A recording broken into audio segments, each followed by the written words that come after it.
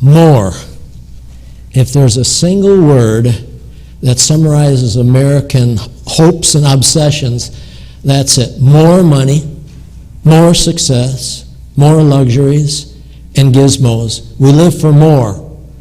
For our next raise, for our next house, and the things we already have, however, wonderful they are, tend to pale in comparison with the things we might still get. Those were the words of a man by the name of Lawrence Shames, who wrote a book called Hunger for More.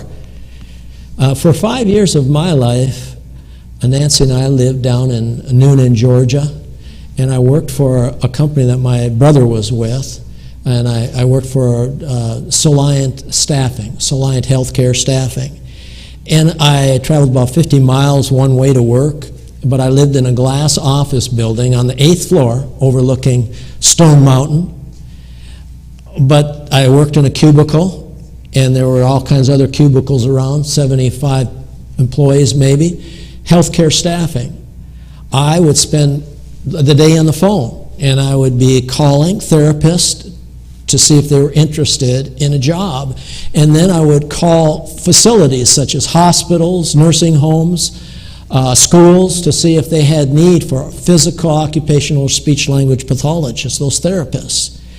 And every week we had training. We had training to see how we could improve and seek for getting more jobs. We place these therapists in travel positions, and we get high rates. And so whatever we placed, of course, the company would benefit by that. But I remember we'd had training of how to excel and do a better job. And next, real close to my cubicle was where the CEO was, the president of our company. And so he would hear what I was doing all the time, and he was interested in seeing me succeed. So he gave me a book to read. It was a book that he said he really learned a lot from. It was a book by a guy by the name of Harvey McKay from Minneapolis, St. Paul. The name of the book was How to Swim with Sharks. And then the subtitle was Without Getting Eaten Alive, okay? And Harvey McKay is a multimillionaire. He started an envelope business in the Minneapolis area. And I remember reading the book how he had such a high regard for Billy Graham, and the Billy Graham Evangelistic Association was located, as you know, from Minneapolis, Minnesota. You can remember hearing Billy Graham saying that. But he, in this book, he gave many good principles of how to succeed. And his motto was, do what you love what you do, but give more than what you promise. And he gave many other good principles, but he said this one principle in particular that really stuck out in my mind. He repeated it a number of times. He said this: if you can be satisfied with $1 million, you will never be a millionaire. That's what he said. If you can be satisfied with $1 million, you'll never be a millionaire. And I thought, I really don't care if I succeed in business then, if it requires more. Because the Bible doesn't teach us for more. It teaches us to be content. Let's look at what Paul said in 1 Timothy chapter 6. Godliness with contentment is great gain. And then he added, and having food and clothing, let us be content. The writer of Hebrews said this, be content with whatever you have, for he said, I will never leave you or forsake you. But I think the United States is, very frankly, very discontented. I heard a message by John MacArthur. By the way, John MacArthur had a message in our Adult Bible Fellowship this morning that Rick presented. But he said this, frankly, most people don't experience contentment. Most Christians don't experience, obviously, to the degree that God desires us to. We tend to be very discontent people. And I have a sort of personal theory that the more you have, the more discontent you become. If that is true, then this must be one of the most discontent societies in the history of the human race. We are called to contentment. We are called to be satisfied. We are called to say, I have enough. Most of us don't experience that. And that's the theme of our message this morning. But I think most people tend to think they are content. Did you hear the story about the Quaker who put a sign in his yard that he said, I will give this house, maybe it was an extra house or whatever, I will give this house to any man who can prove to me that he is content. Well, after a bit, someone came knocking at the door, and he saw the sign out front, and he wanted to claim the house. He said he was perfectly content. The Quaker asked him what he meant. He said, I have everything I want. All the money I need, everything in life that could satisfy, I am perfectly content. The Quaker said, friend, if thee is so content, what does thee want with my house? How subtle discontent is, right? We all think we're content, but are we really? We want more. Last week, as you know, we looked at how Paul told us how we could have the peace of God that passes all understanding. And then we ended the message by saying how we can have the God of peace accompany with us. Now, we're not going to review that. We're going on and talking about today, starting, we'll do two parts, the secret of contentment. And you know, we're just about getting to the end of this book of Philippians now. And it's been a wonderful book. I've enjoyed every minute of studying this book. But let's read our passage of Scripture. I'm reading out of New King James, Philippians chapter 4. I'm going to start in verse 10. We'll read our entire passage on contentment. We'll cover half of it or a portion of it this week. Verse 10. But I rejoice, the Apostle Paul says, but I rejoice in the Lord greatly that now at last your care for me has flourished again, though you surely did care, but you lacked opportunity. Not that I speak in regard to need, for I have learned in whatever state I am to be content. I know how to be abased, and I know how to abound. Everywhere and in all things I have learned both to be full and to be hungry, both to abound and suffer need. I can do all things through Christ who strengthens me.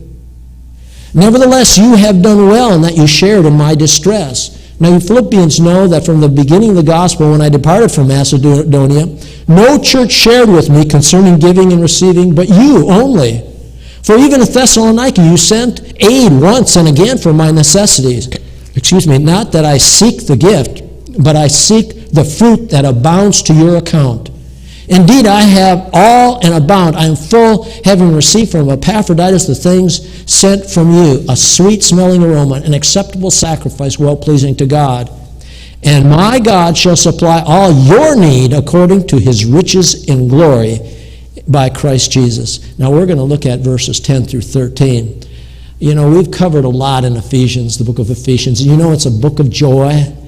And we saw how he wanted them to be united and be of the same mind. Many things we saw in the book so far. But you know, the number one reason he wrote this letter is stated in verse 10.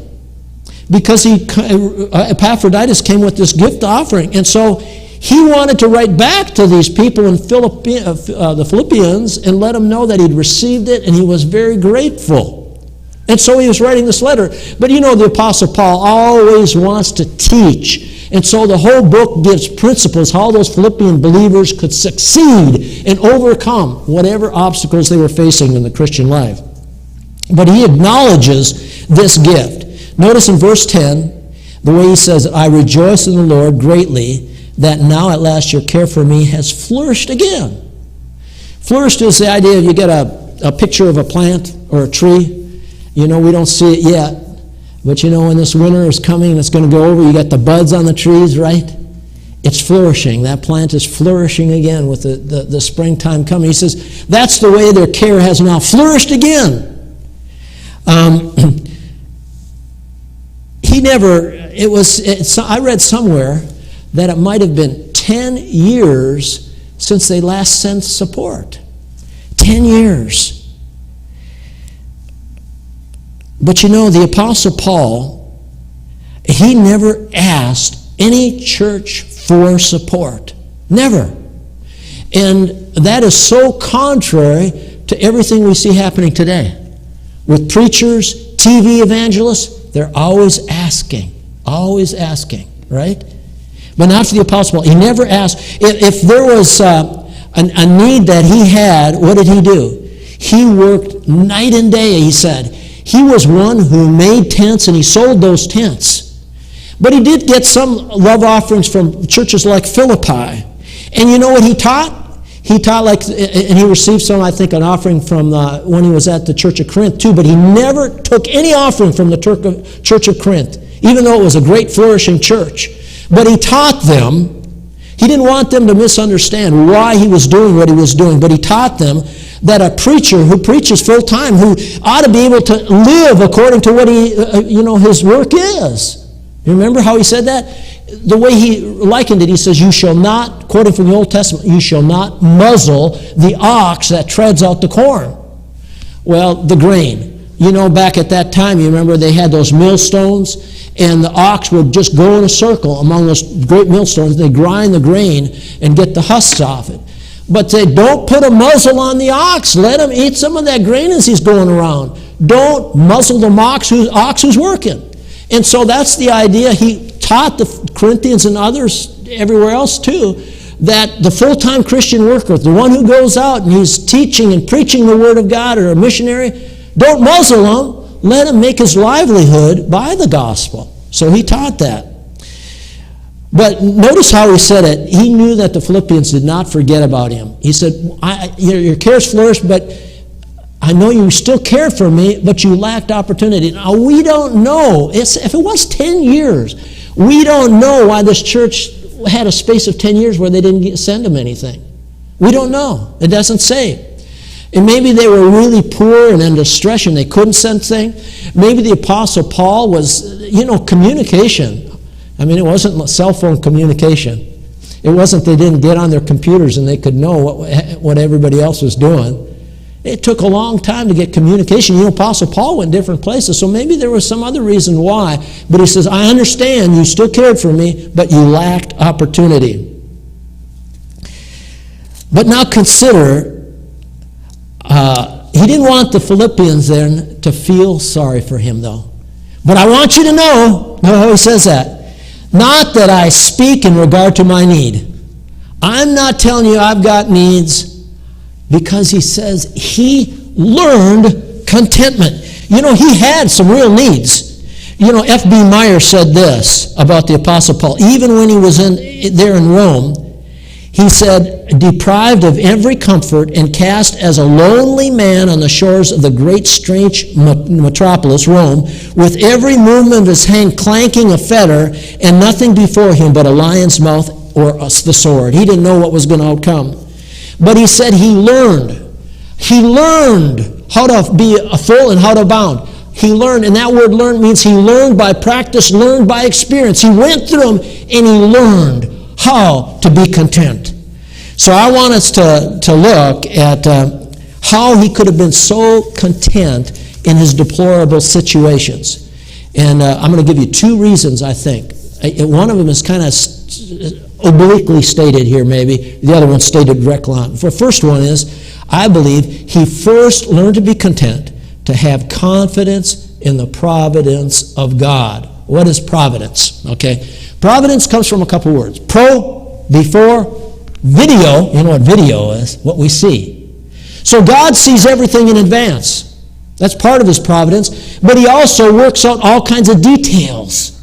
The providence of God. He works all these details out. Now providence differs from a miracle. What is a miracle? A miracle, and when you sing the song, I've seen the lily push its way up through the stubborn sod, I believe in miracles, I believe in God. That is not a miracle. A miracle is when the laws of nature are set aside. God overrules the law of nature. When Jesus raised somebody from the dead, that's against the laws of nature. When he walked on top of the water, that's against the laws of nature. When he changed water into wine, against the laws of nature. When he healed the eyes of somebody born blind, against the law of nature. He did all these miracles. But now providence is when God works all circumstances, all details, considering all human thought, human reasoning, and he works all the details together to accomplish his will. That is very amazing. It may well require more work for God to do that than to perform a miracle. Consider all the details. Romans chapter 8 says, and we know that all things work together for good to those who love God, to those who are called according to his purpose. But the Apostle Paul did learn to trust in God's working the details on his life. Now, you and I, we don't usually operate that way. We more or less think about how we're going to arrange our own details and what we're going to do in our situation.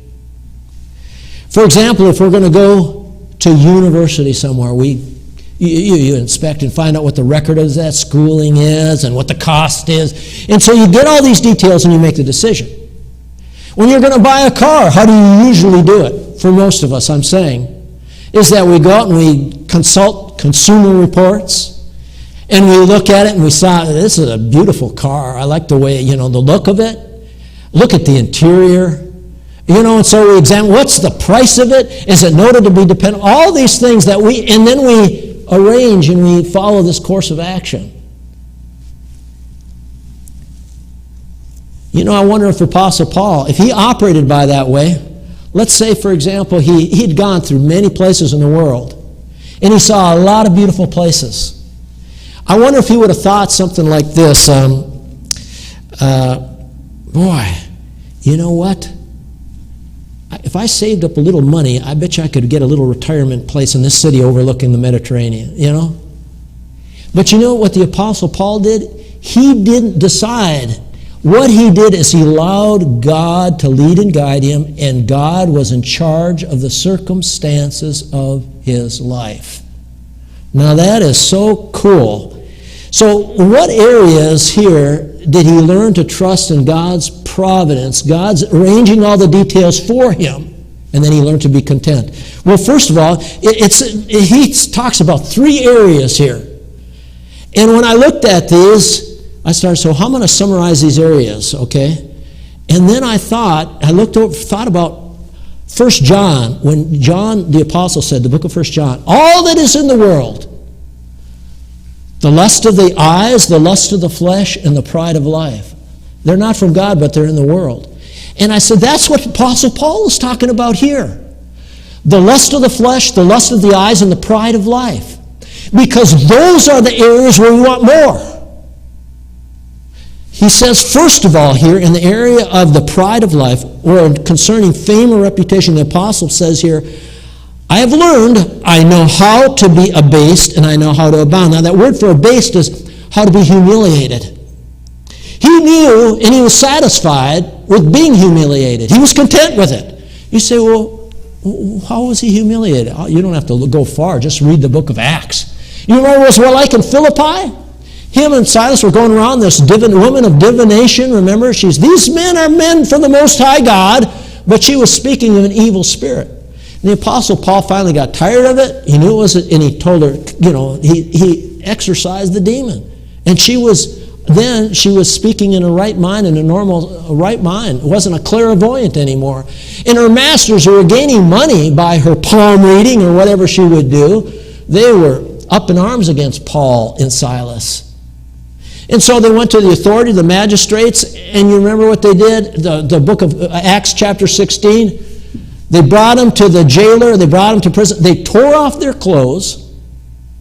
Talk about indignity. They tore off their clothes. They whipped them. They caned them with lictor rods probably, so they were beaten black and blue. They threw them in the jail and in the stocks, so their feet were fastened in the stocks.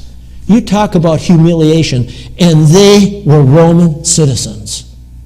They didn't pull the trump card then. They pulled it later, but not right away. They're totally humiliated. He says, I know how to be humiliated. And in fact, when they were in the stocks, well, how did they manage when they were in the stocks? They were singing praises loudly to God. God has arranged these circumstances. I didn't plan on doing this. Neither Paul or Silas wanted to be in jail, but they understood God arranged the circumstances. They trusted, were confident in the providence of God. Isn't that great? But he also knew how to abound. I think there were some people who came to understand that Paul was a significant person. Especially believers would have really honored him and set him on a pedestal. He says, I know how to abound. But he also didn't let that go to his head. You know, there are some people who cannot take it. They cannot take it, the notoriety. Pretty soon it goes to their head and they start acting differently, right? They don't know how. They want more. They want more fame, more recognition. I read about some generals in Rome, okay? Now listen, when a general in Rome had a great victory, it was like the Cubs winning a World Series. It was like we're going to see whoever wins the Super Bowl, no, Cincinnati or Los Angeles. They're going to have a big parade. They're going to be giving them notoriety. Well, that's what it was like a Roman general. When he had significant winning in battle, he would come back and they would have a big parade for him. They would line the road as he'd come through with his chariots. They would cheer him. But these Roman generals, they had some wisdom. And there were some of them who got a liaison to ride in the back of a chariot with them, and they wanted him to say these words in their ear as they're going along, as people were cheering them from memento mori, which means remember you're going to die. Remember you're going to die. Because these Roman generals knew this notoriety could go to their heads, and they didn't want that to happen. So they had this speech given to them, even in the middle of all these accolades given. Well, the Apostle Paul knew how to abound with people who recognized him and he was famous, but it didn't go to his head in any way. Well, that's those two situations concerning the pride of life. But he said also, everywhere and in all things I have learned both to be full and to be hungry. What's that area? That he learned to trust God's providence in the areas of the lust of the flesh. All of us like to eat well, don't we? We all like to eat well. But he knew how to be content with being hungry. He knew how to be content. He'd learned how to have a lot. You know, and that lust of the flesh could be symbolized for more than that today. You know, in our country, there are many lusts of the flesh. Of course, a big one in our society is a sexual lust, okay? But he knew, first of all, it says he knew how to be hungry. You know, he had been 2 years already in prison, and now he's chained to these Roman guards. And I want to ask you a question. Do you think they regularly went down to Chick-fil-A and got him a good chicken filet sandwich? I don't think so. He was in prison. He probably had concentration camp fare of food, maybe some white rice for a meal, or maybe a little watered down soup. That's probably the way he ate. Maybe not even, maybe just one meal a day when he was in prison. I don't know. You know, we in the United States, we have prisons that probably make prisons overseas and prisons back in Roman time look like, you know, the United States prison look like Hilton's, you know. I served in Oakland County Jail Ministry, and one time we were there, I was there at lunch hour, and I saw these you know, heated boxes come around with the food. And I said, well, that's it. Cool, these guys are getting, you know, they're bringing them their food, you know, and they're keeping it warm. And so I was just curious. I opened up one of these boxes to see what food was in there. And, I mean, that chicken, I don't even think it was cooked. I mean, it was horrible. And I thought to myself, I don't care to have lunch with these guys. And that's in one of the Hilton prisons. Can you imagine the way he ate? But he said, I have learned how to be hungry without it bothering me. And he said, I also have learned how to be full. You know, he said, well, yeah, you can be content with a great and glorious meal. You know what? He knew how to be content and not to expect that, to enjoy it at the time. If this is what God wants from me, I'll take it. You know, can you imagine if you had the greatest food every single day? Now, I was thinking about this. I was contemplating a little bit. And I said, you know, one of the places that I thought was the greatest place, one of the best places I ever ate, was Ruth's Chris Steakhouse. Oh, man, that was some good steak, you know. My sons-in-law and daughters brought us out to Ruth's Chris Steakhouse for my 60th birthday, and I was in heaven. You know, I said, this is good steak. Can you imagine if you ate that every meal? How it would ruin your health, all that red meat, right? That's why Daniel and his 3 friends, remember, they had, just give us vegetables and water and we'll be fine. because health-wise. So, but he knew how. I'm content if I have the most fabulous meal, or I'm content if I don't get anything to eat in the day. How could he be content with no food at all? He trusted in God. Well, there's one other area here, not only in the lust of the flesh, but he trusted in God's providence with the lust of the eyes. He knew that God was also in charge of his assets. And when you think of the lust of the eyes, all you have to do is recognize what you see regularly. How about when you're surfing the internet, when you're watching TV? I don't know, but I'm sure there are more time is given to commercials than to a program. Have you ever noticed that? I mean, these commercials are long, and they set before you bright, shining cars. This week, I was taken with this guy. He brought out some shoes. I think it was on the internet. He brought out these shoes, and they were as comfortable as a tennis shoe, but they were a dress-looking shoe. It was kind of black with white sole on the bottom. I said, oh, those are sharp shoes. So I wonder how much they cost. That's the way we think, right? But he trusted God. He wasn't just managing. Like I said, maybe he wanted a little retirement place overlooking the Mediterranean. That was not in his thinking. He trusted God in this area of temptation, the lust of the eyes. He said, I know how to abound and to suffer need. He knew what it was like when the Philippians sent him a lot of money there to care for his needs when Epaphroditus came. He knew what that was like, but he trusted God. And he knew what it was like to suffer need. I don't know what needs the Apostle Paul had. Of course, we all need food. We need to have a shelter over our head. Those are needs. But we don't hear of all of what his needs are. Financial needs were, for example. But I do know, even as I was reading recently, I was recommended by one of the commentaries when I read over this passage by Warren Wiersbe, read the life of Hudson Taylor by Howard Marie Taylor. Well, I started reading Hudson Taylor. I've read his autobiography before, but I was once again amazed by what Hudson Taylor did. When he was still a young man, he was training to be a physician, a surgeon, and he worked under a surgeon. When he was making pretty good wages in that position. The doctor paid him well, even as he worked along the doctor in surgery. But he made the determination, ever since he started to be a Christian, he always gave 10% to the Lord, but he made the determination, I'm going to see how frugally I can live and give the rest of the money to the poor. He worked in the London area there, and he worked with some really, really poor people. He got a little flat it was a little small room. It overlooked a drainage ditch. And there were many of these houses, and all he had room for was a chair and a bed in that place with a little area for a kitchen there. Very frugally he lived so he could go in. On Sunday nights, he went to minister among the poor, and if they had a need, he'd try to give them the money to supply that need, so he'd preach the gospel, so he would make a way for them to hear and understand the gospel well. But, when he went over to China, he operated the same way. He lived very frugally. And he never, ever, like the Apostle Paul, asked people for money. Hudson Taylor, all the time, only asked God concerning his needs. He never mentioned it to anybody. And when he went overseas, most of the missionaries would go on like they do today, deputation. Hudson Taylor did not. He went on a faith basis, and that's the way China Inland Mission was started as well. They never went on deputation. They just learned to pray to ask God that their needs would be met.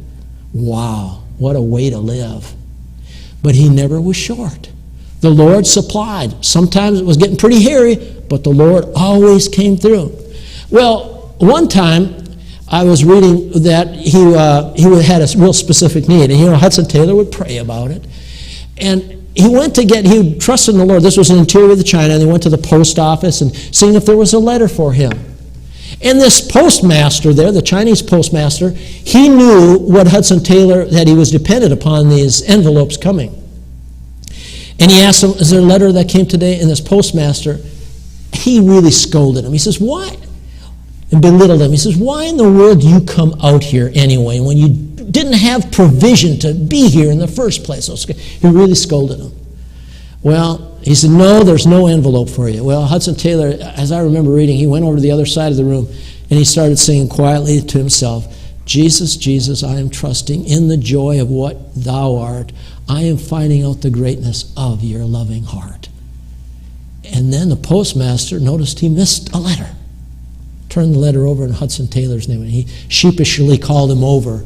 I did find a letter here. And in that letter was all the supplies that he needed in that letter. Isn't that amazing? That's what it was for Hudson Taylor to have needs, even in imitation of the Apostle Paul. Apostle Paul, though, he learned to have confidence in the providence of God concerning the pride of life, concerning the lust of the flesh, and concerning the lust of the eyes, the things that we might want in life. Well, if you have trust in the providence of God, you've got to realize three things, I think. And I think this is what he believed in. First of all, and these are like the three men in the fiery furnace. Remember when they were not going to bow down to the idol that Nebuchadnezzar set up? Their answer to Nebuchadnezzar, because he heated it up 7 times hotter than the fiery furnace, so that even the ones who threw the men in, they died there. It was so intense. But they said, if you bow down, we'll let it go, but if you don't, you're going to be cast in the fiery furnace. What God is there who will be able to deliver you? And their answer was this: our God that we serve is able to deliver us. That's the first thing you got to believe.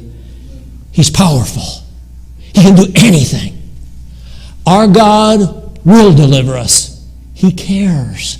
He really cares. The Apostle Paul had to understand that God cared for him more than any other being in the universe. He cares about us. And the third thing, he trusted, and when you trust in the providence, you trust in his sovereignty.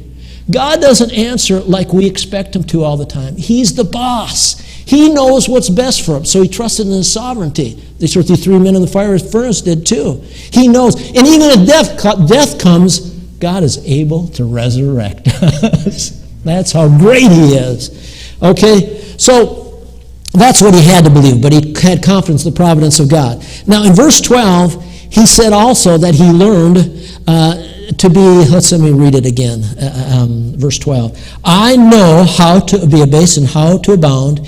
Everywhere in all things I have learned both to be full and to be hungry. But that word learned is different from the first word that was used in verse 10.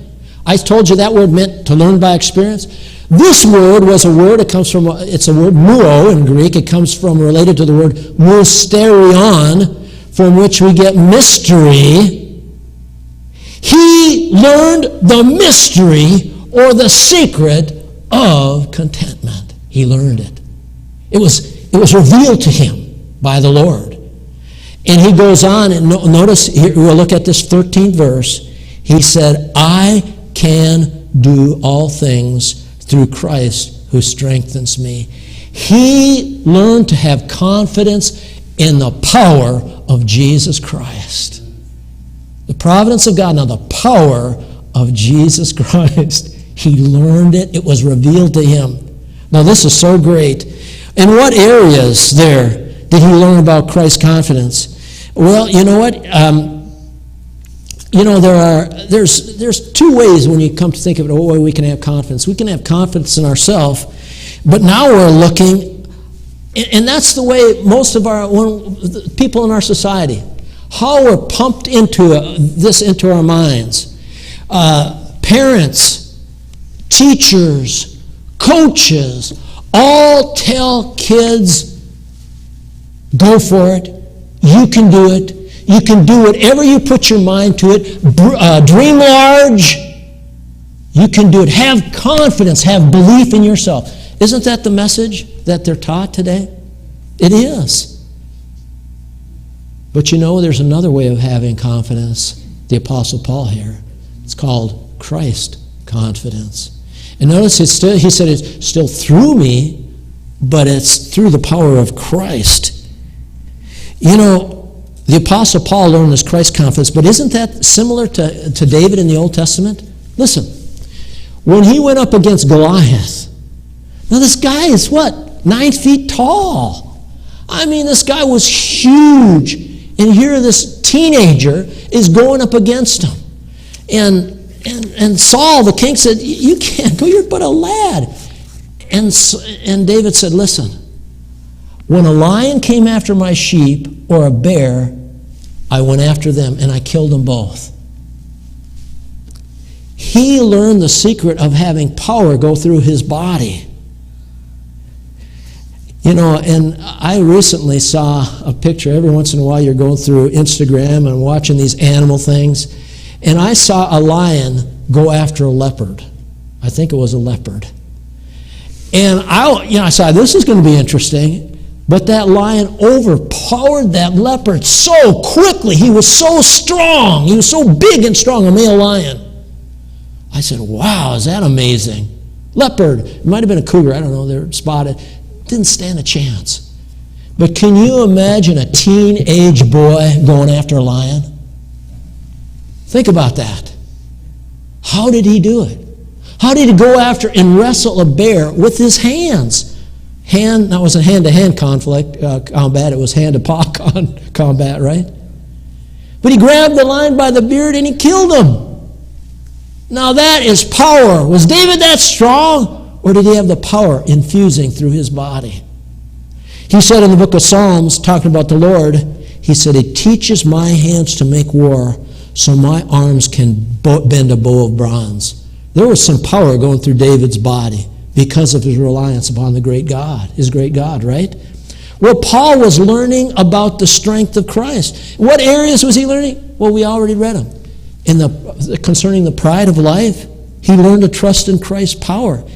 He could live alone through Christ's power. He could be in a huge crowd and be the center with Christ's power.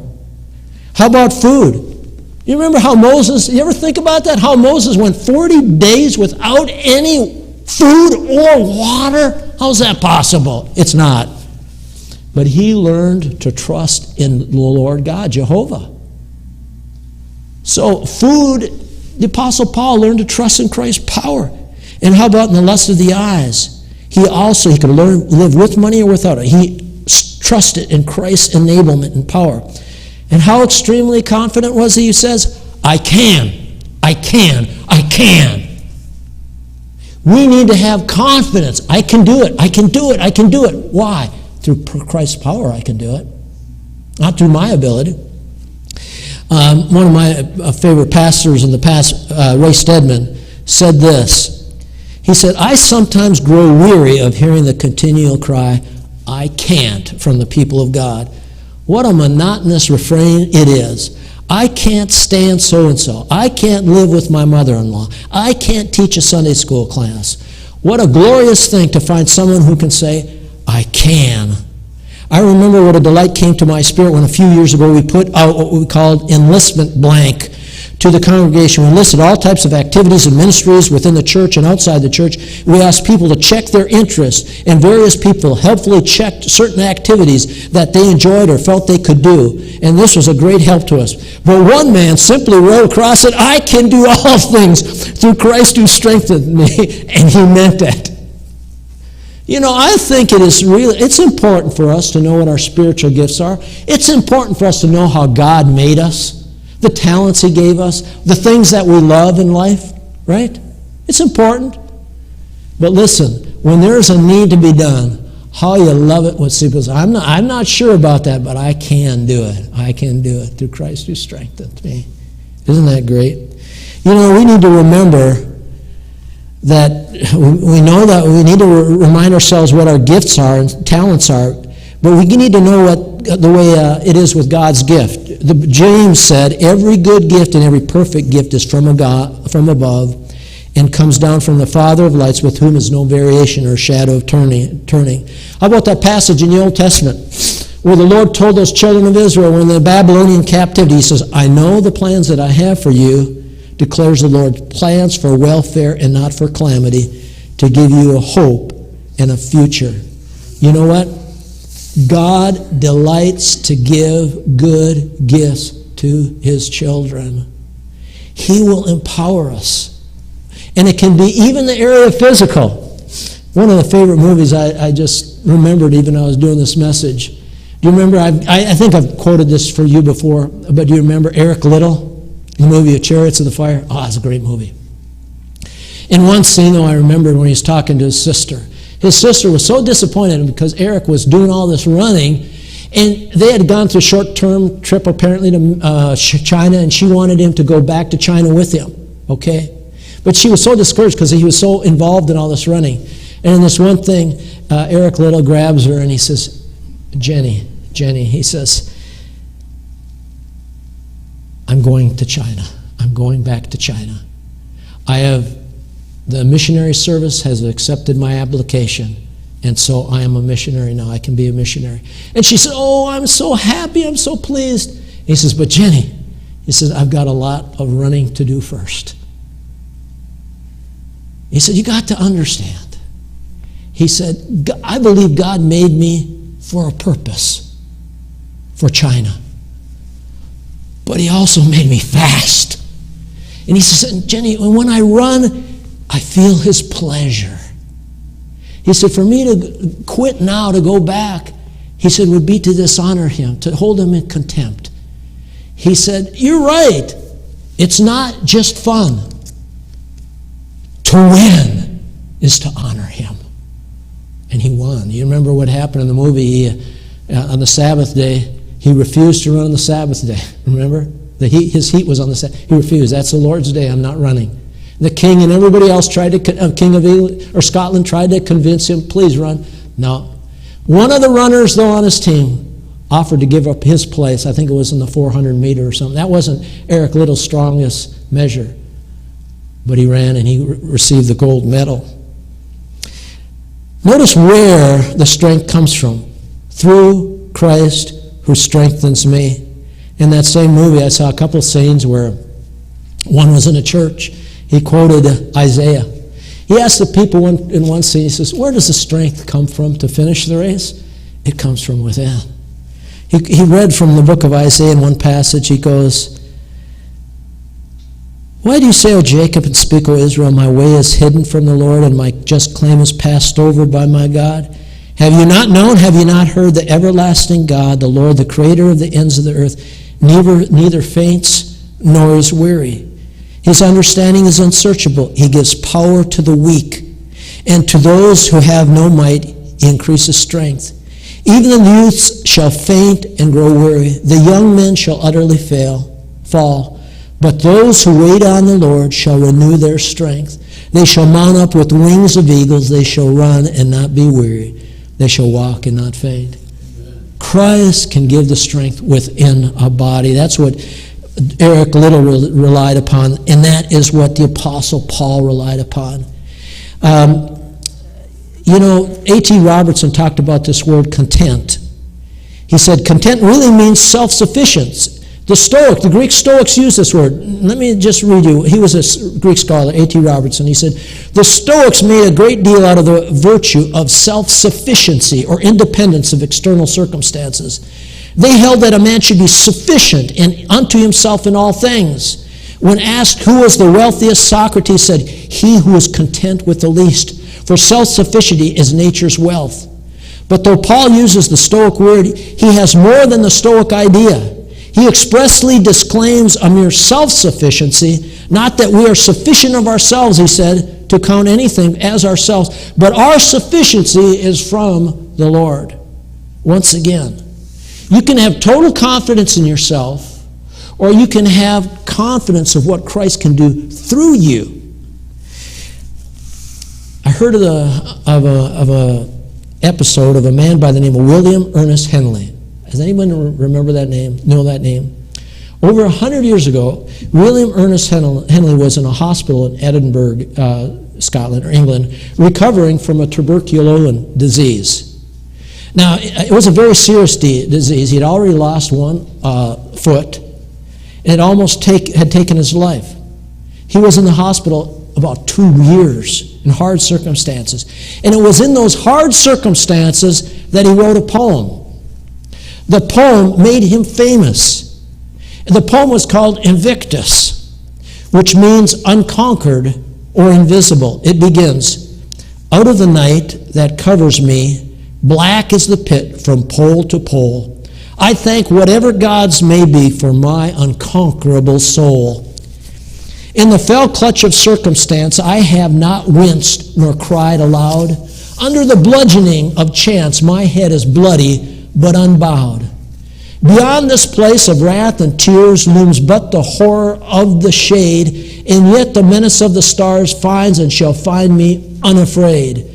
It matters not how strait the gate, how charged the punishment the scroll. I am the master of my fate. I am the captain of my soul. There was a man who had complete confidence in himself. It didn't matter who gods were. He had the unconquerable soul. But our man that we see here in this passage, his sufficiency was found in God. He relied, had confidence in God's circumstances, providence in his life. He had complete confidence in the power of Christ. Let me just close by relating a couple things that Warren Wiersbe said. Warren Wiersbe was pastor of Moody Memorial Church downtown. I went to hear him when I was in college. I traveled from Duluth, Minnesota down to Moody Memorial Church and heard Warren Wiersbe. And Wiersbe, who, I don't know, he lived somewhere out in the suburbs, but he was traveling. He would just go around speaking everywhere, but he was in the O'Hare Airport. And he said, my departure had been delayed. I was sitting in the terminal reading a book and quietly asking God to work out his plans for the trip. Near me was a gentleman waiting for the same plane, but he was pacing up and down like a caged lion. And the language he was using to describe the fog was making the atmosphere more dense. I thought to myself, here's a man without any inner resources. Later he asked me how I could be so calm when the planes were all late, and I had the opportunity to share the gospel with him. While flying back to Chicago from upper New York via New York City, we had to stay in our holding pattern over Kennedy Airport for more than an hour. When the stewardess announced that we would be landing an hour late, a man across the aisle shouted, "Bring out the booze!" This was his only resource when things were going against him. All of nature depends on hidden resources. So the question I want to ask us all today, well, first of all, have you received the gift of God? I believe most of the people, I don't need to ask that for you, but have you relied on the providence of God in your circumstances in life?